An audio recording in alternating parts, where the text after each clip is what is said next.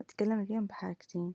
الحاجة حق البخور العدني، والحاجة التانية اسمه بخور اللبان والمستكة ودي الأشياء. إن شاء الله بإذن الله. نبدأ أول حاجة بهذه الرسالة من الأخت، قالت تشتي حاجة حق عدن.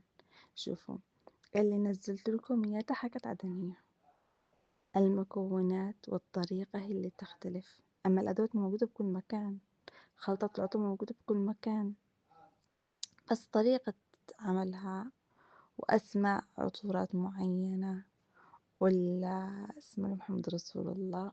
هذه الأشياء.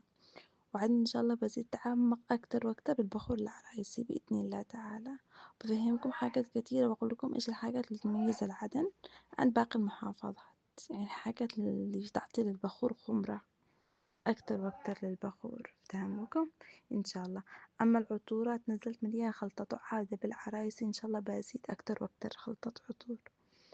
كل مرة تعملوا نوع، اعملوا نوعين للطبخة الواحدة، اعملوا 10 أنواع للطبخة الواحدة، حتى كل قرص نوع عطر يحصل عادي. تقدر تعملي اشتري كمية بسيطة من كل عطر من كل خلطة، مثلا 20 ملي ولا 25 ولا 10 حتى دولة، وعملتي للبخور كل قرص عادي. ابدعوا ابدعوا ابدعوا. تمام. بس أنا وريتكم الطريقة والحاجات الأساسية. تمام. التسجيل التاني، الأخت اللي تكلمت قالت تشتي بخور اللبان أو بخور المستكة أو بخور القاوي. شوفوا بنزل لكم أكتر من حاجة، بنزل لكم صوت وبدور على الفيديوهات. في حد إني حصلت الفيديوهات حق بخور اللبان والمستكة ودي الأشياء، بنزل لكم إياها إن شاء الله بإذن الله. وده ربي ييسرها لي بالمستقبل. عملت تقريبا صور لأني جلست فترة ما صور زي الناس. المهم بسم الله الرحمن الرحيم. نقدر نعمل حاجة أبسط ما يمكن عشان نستخدمها استخدام يومي. يعني بدل ريحة تشوفي من المطبخ لما ننجح أي حاجة خاصة الأسماك ودي الأشياء، تكون ريحة البيت كل هذا الشيء. حتى لو نجحنا حبة بيضة البيت كله تشم ريحة بيض.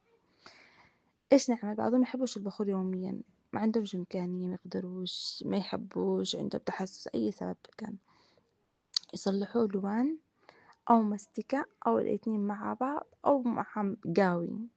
بنزل لكم صور القاوي والمستكة واللبان الذكر. ممكن تصلحي كله، أي حاجة موجودة معك، يا أما مستكة يا أما لبان ذكر يا أما قاوي، تصلحي داخل علبة محكمة يعني كبيرة. أي حاجة الكمية اللي انت عايزاها واللي موجودة عندك واللي تقدري عليه واللي حابة، دي حرية، هذه حرية شخصية.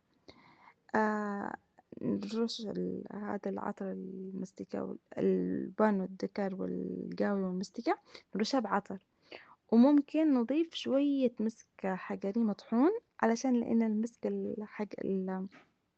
الحجري يمنع التلاصق اللي بيحصل باللبان الذكر والمستكة. يعني لما تخلطي مع العطر اللبان الذكر والمستكة، إن مواد صمغية سبحان الله الله خلقها تتجمع ترجع لك وصلة حجرة عادي، تقدر تخرجيها وتكسريها ببساطة، يعني سهالة يعني. بس عشان الشكل واللون والحركات يعملوا تجاري، يعملوا عطر، يعملوا لون، يعملوا مسك حجري مطحون عشان يمنع التلاصق أكتر يعني. فاهم لكم؟ بس كمية العطر اللي نعملها للمستكة ودي الأشياء بسيطة، مش كميات كبيرة زي البخور، لأن نحن نشتي زي النكهة، نكهة العطر. شفتوا لما نصلح كيكة ونصلح الفانيلا بالكيكة، كيف نصلح كمية الفانيلا؟